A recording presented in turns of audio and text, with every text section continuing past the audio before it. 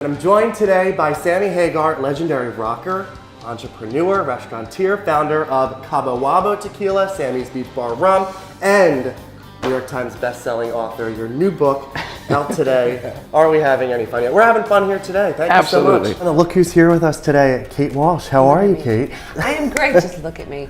I'm so good. I'm so happy to be here. I'm here today with Gabriella Corcos and his beautiful wife, Debbie Mazar. How Hi, are you? Brian. How are you? Good.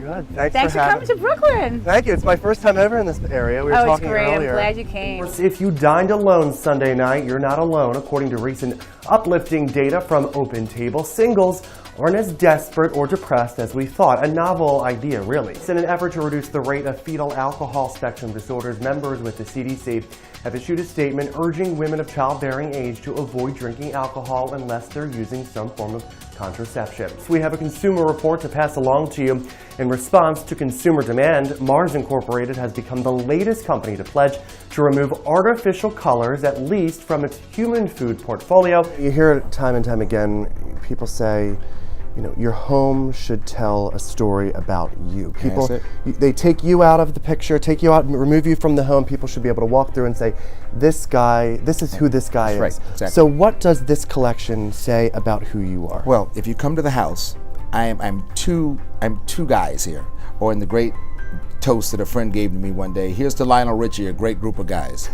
I am several people. And you know what I found really interesting when I was reading your book is it tells a story too, from way back to when you were a child. You talk about your grandfather in there.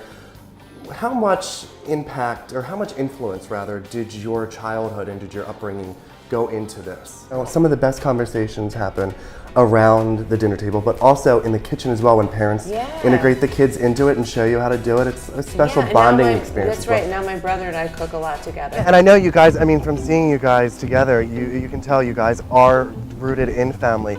The holidays are coming up. We have two different traditions, two different cultural backgrounds. How do you guys come together, and what's your Thanksgiving like? Now we're here for Singapore Inside Out, which of course, Nicholas, is the celebration of Singapore's 50th anniversary. They're highlighting some of their contemporary culture here tonight and the arts and of course, the food. Times are tough for a lot of people, and that's not a secret. But we're also at a time now where a lot of families, more so than years ago, are really having a hard time finding a way to put food on their table every night for their children. What are you watching these days? I know. I'm watching like 3 episodes of everything. I feel like made a list. The conversation is now like, oh, have you seen that? No, it's on my list. It's on my queue. That's like it's on my queue. I literally made a list last night. I think there's 8 shows that I'm watching. It's pathetic. No, but it's so huge. good though.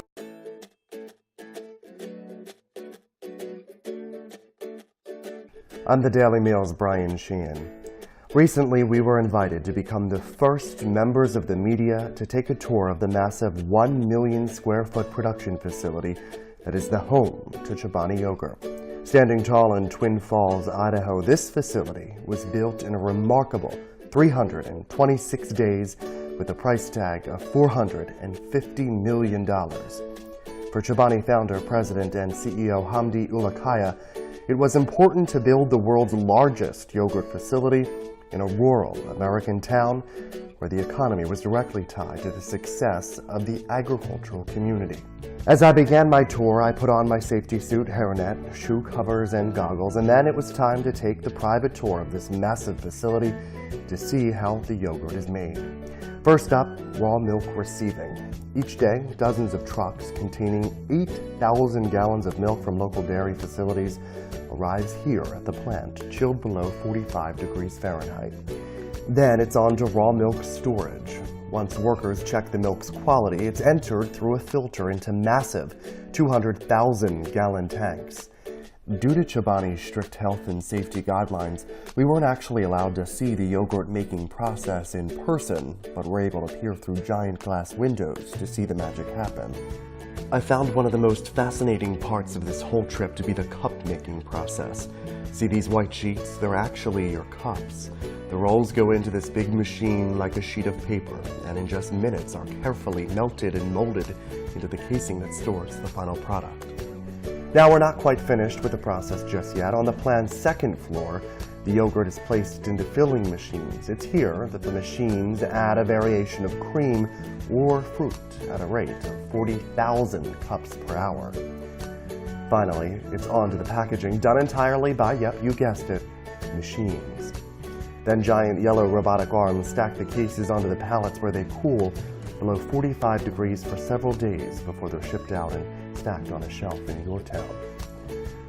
As Chobani's plant and production continues to grow, so does its popularity.